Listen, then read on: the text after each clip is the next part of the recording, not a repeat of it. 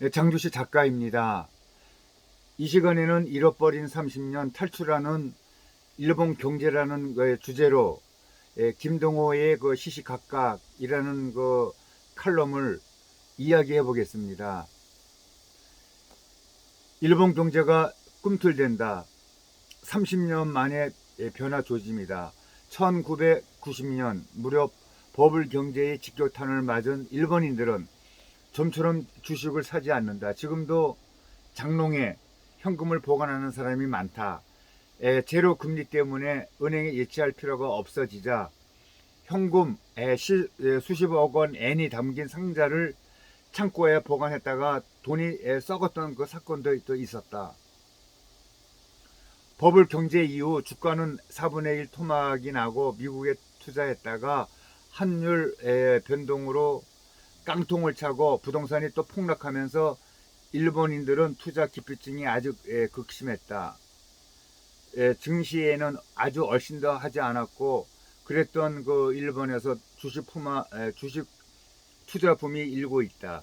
니케이 지수가 3만 엔을 돌파하자 주식 매수 대기 자금이 15조 엔까지 불어나 1997년 이후 최대치를 기록했다. 무엇보다도 큰 변화는 임금이다.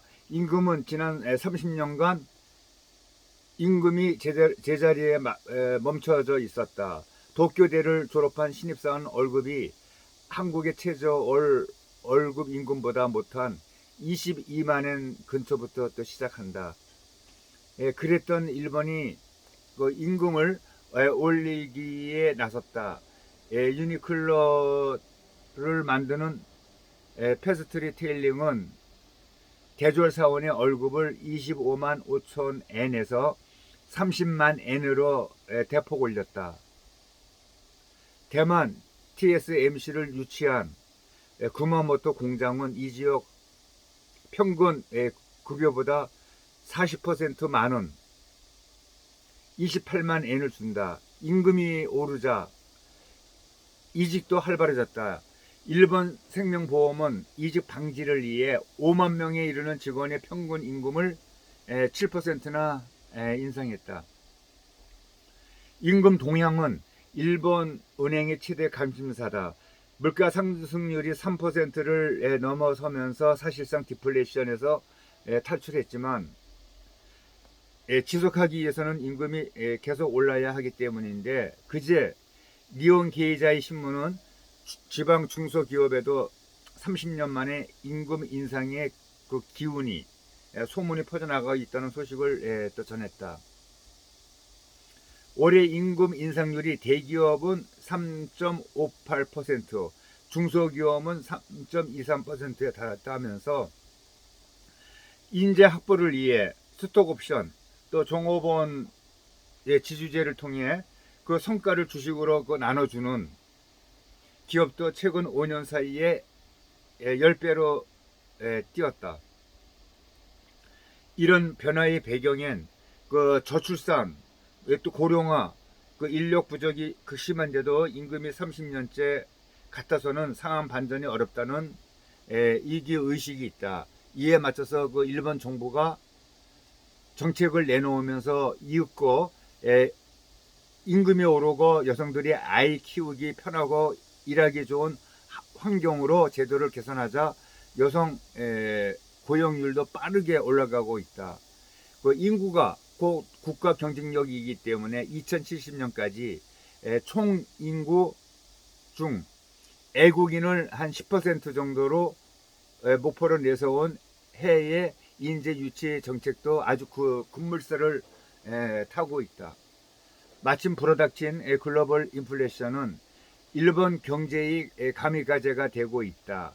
일본 경제가 전기 충격을 받은 것처럼 반응하면서도 임금뿐만 아니라 대도시 집값이 폭등하고 땅값 상승률도 15년 만에 최고치를 기록했다.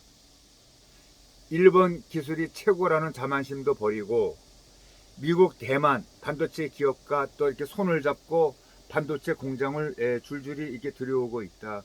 일본이 디플레이션에서 완전히 탈출하면 한국에 미치는 영향도 아주 크다. 일본은 미중 대립 속에 한미일 협력폭을 넓히면서 4년 만에 수출 규제 조치를 해제했지만 치밀하게 경제 안보를 강화하고 있다. 미국이 일본의 반도체 부활을 밀어주고 있는 상황에서 한국의 반도체 경쟁력을 잃게 된다면 일본의 경제 안보 강화는 언제든지 우리 그 한국 기업의 이업이 될 수가 있다. 그리고 또 하나 주목할 것은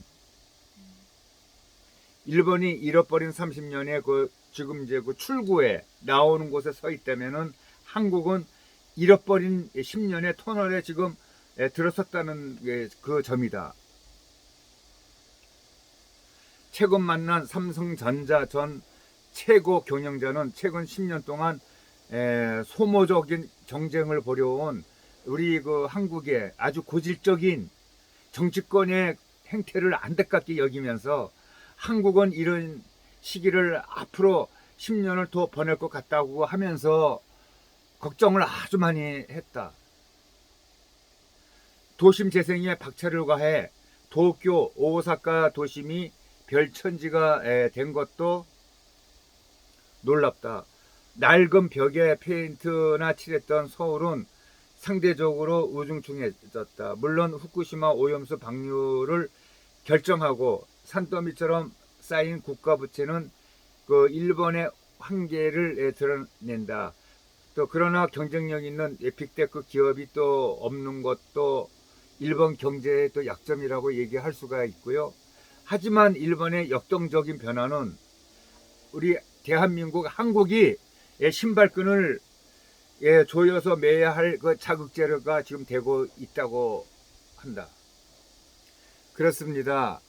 일본은 지금 30년 불황에서 탈출해서 지금 바깥에 나가고 있는 입장이고 우리는 경제가 10년 불황인지 20년 불황인지 지금 불황에 지금 들어가고 있는 입장입니다. 그런데 한술 더 떠 지금의 그 정치권이 그 너무나 국민들을 우롱하고 있습니다. 국회의원들이 자기 본분을 못 지키고 그냥 당쟁으로 싸움만 하고 있으니 아주 속이 탈 노릇입니다.